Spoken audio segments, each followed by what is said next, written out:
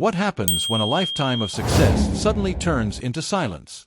Many entrepreneurs fear failure, but few are prepared for the emptiness that follows victory. Today, you will discover why true leadership begins exactly when the applause stops. Your entrepreneurial strength is intrinsic and constant, regardless of the scenario. Whether you are celebrating a major achievement or facing the mistakes of a project, your potential remains alive within you. Whether the market is favorable or you are under the pressure of difficulties, your ability to overcome must remain unshakable. Never forget, the power to transform reality is divine and is born within you. Maintain this trust in the Supreme in every decision of your journey. Now, follow Apollo and observe how this truth manifests in real life. Alberto never imagined that silence could be so heavy. For more than 30 years, the sound of his life was an orchestra of ringing phones, forklift beeps, and the constant hum of meeting rooms.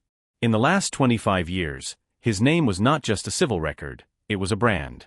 From infrastructure contracts in civil construction to the millimetric precision of the furniture and metal industries, Alberto moved through sectors where weakness had no place. He was the man of solutions, a skilled commercial articulator who transformed raw material into excellent products. He built a strong reputation. He was respected by allies and admired by everyone who valued the ethics of hard work.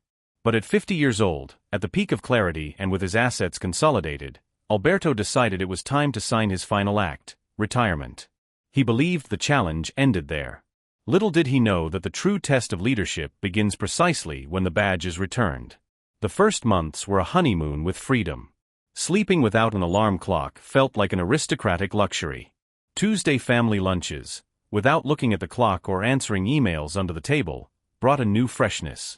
Morning walks in the park replaced tense trips and dawn flights. However, the builder virus still ran through his veins. Gradually, the silence of the house began to bother him.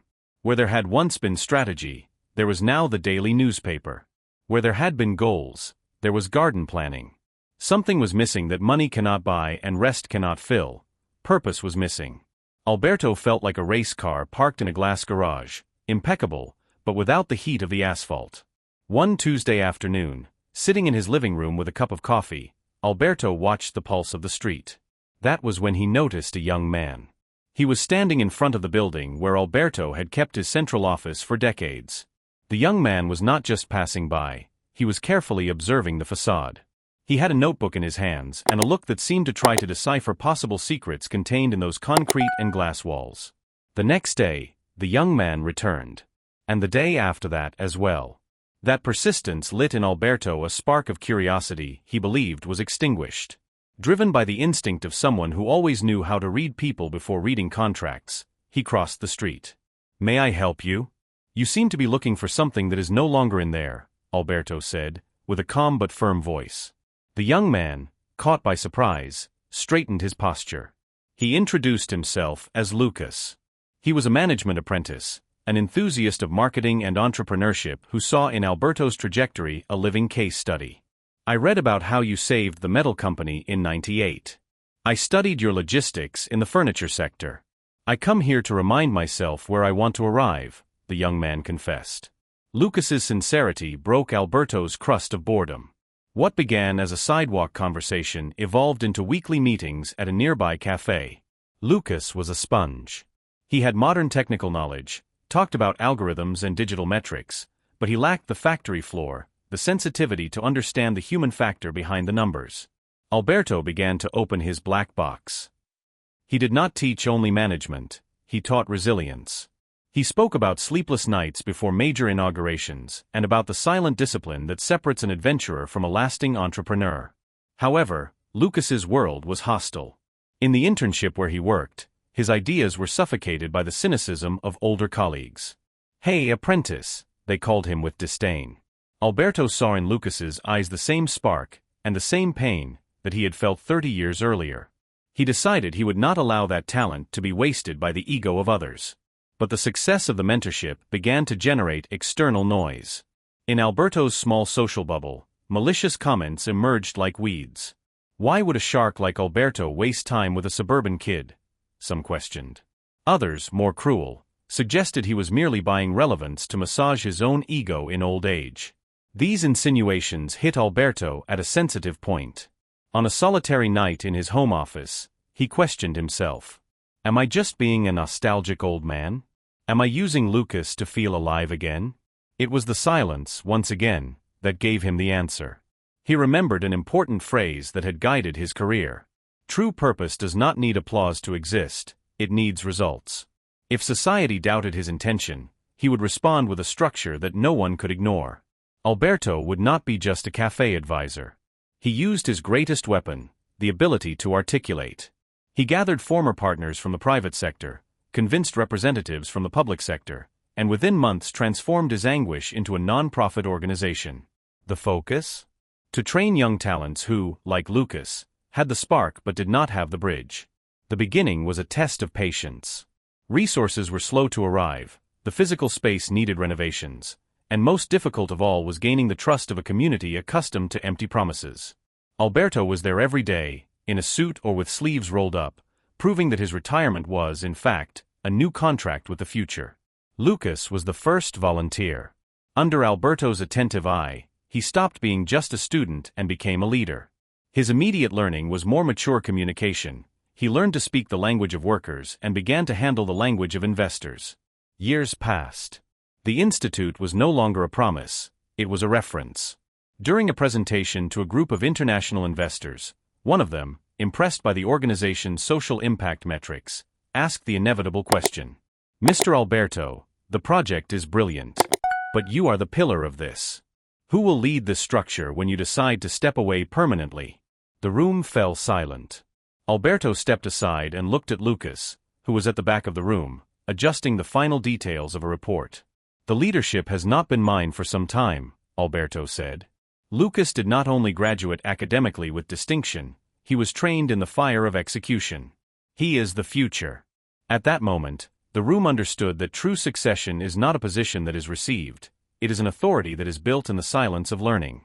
Today, the organization has multiplied. Alberto and Lucas's model has been replicated in other cities, creating a network of new entrepreneurs who value ethics as much as profit. The emptiness that once haunted Alberto has completely disappeared. He discovered that success is not only the value accumulated in the bank account at the end of the journey, but the number of lives that continue to prosper after you leave the room. At the last annual meeting, before passing the baton permanently to Lucas, Alberto left one final lesson for the new generation of apprentices. The true entrepreneur does not build only companies. He builds the people who will keep the purpose alive when he is no longer here. Lucas, now a respected businessman and a mentor in his own right, simply nodded. He did not need words. The seed was not only planted, it had become a forest. There are stories that seem to be born in offices and on the streets, but when observed closely, they reveal much deeper roots. As I reflected on Alberto and Lucas's journey, I found 3 biblical passages that quietly illuminate this path of resilience and inner leadership. The first is in Ecclesiastes chapter 3 verse 1. Everything has its appointed time, and there is a time for every purpose under heaven. This verse reminds us that Alberto's retirement was not an end, but a seasonal transition. We often interpret changes as losses, when in fact they are repositionings prepared by God. Just as the entrepreneur needed to accept the initial silence to discover a greater purpose, we too are invited to discern the new seasons of our journey.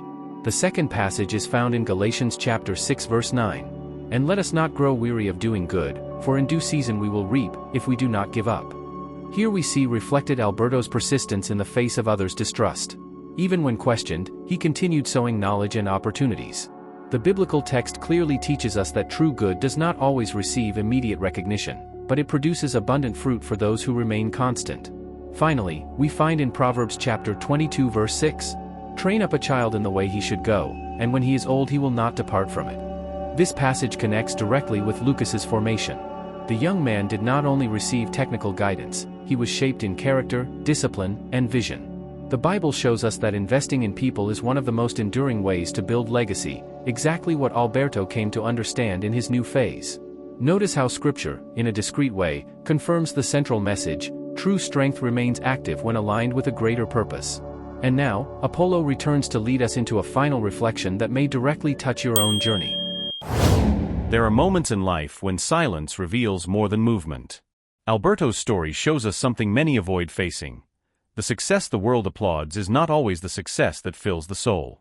For years, he built visible results, respectable numbers, and a solid reputation.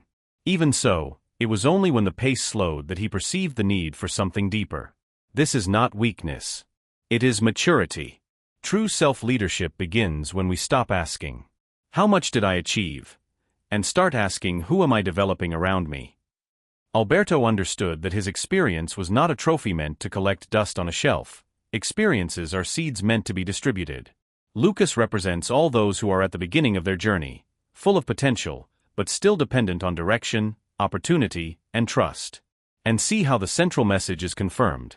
Entrepreneurial strength remains alive, regardless of the scenario. Even in retirement. Even under suspicion. Even in silence. If this reflection is making sense to you, consider supporting this work. Your like, your subscription, and activating the bell help this message reach more people who are also seeking direction and purpose. Subscribe to the channel and activate the notification bell to continue walking with us in the next reflections. Your presence here is more important than you imagine. Your comment guides us. Also notice Alberto's posture in the face of criticism. He did not enter unnecessary debates. He did not try to convince with long speeches. He responded with consistency and constancy, the most silent and powerful forms of leadership. This teaches us something valuable. When the purpose is legitimate, time becomes an ally. The biblical passages presented by Tito reinforce exactly this point. There is a time for every phase. There is a harvest for those who do not grow tired of doing good. And there is legacy for those who choose to develop people, not just accumulate results. Perhaps today you are in a phase similar to Alberto's, feeling that something needs to be redefined. Or perhaps you identify with Lucas, trying to prove your value in environments that still do not recognize your effort. Regardless of where you are, the message remains firm. The ability to overcome is born within you, but it is strengthened when placed at the service of something greater. And remember, success that ends in us is limited. Success that continues through other people becomes legacy. If this message awakened a new perspective in you, there is a next video appearing on the screen that can deepen this inner journey even further. Stay with us on Think Strong. Your growth journey may be just beginning.